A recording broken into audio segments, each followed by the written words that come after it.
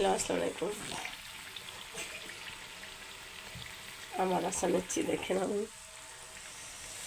প্রথমে তেল দিচ্ছি, তারপর তেজপাতা দিচ্ছি,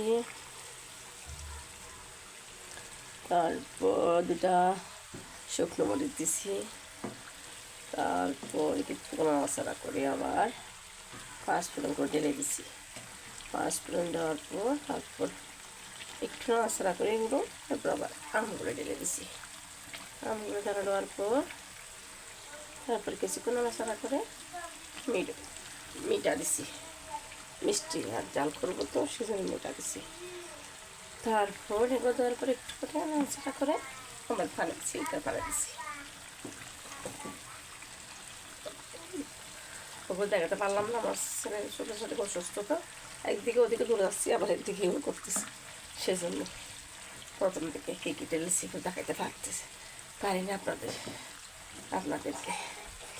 আমার অসুস্থ, কথাবার্তা কিরকম দেখতেছেন না, আমার ওষুধ।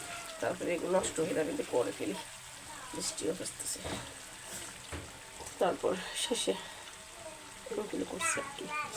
ওইটুকু আমি আগে জানতাম না আচার কীভাবে করে, শিখে করতেছি আর কি। এখন আগে আমার আম্মু আমার জন্য করে পাঠাতো, এই দুদিন মতো হচ্ছে আমি নিজের আচার নিজে করি, আমার থেকে শিখে।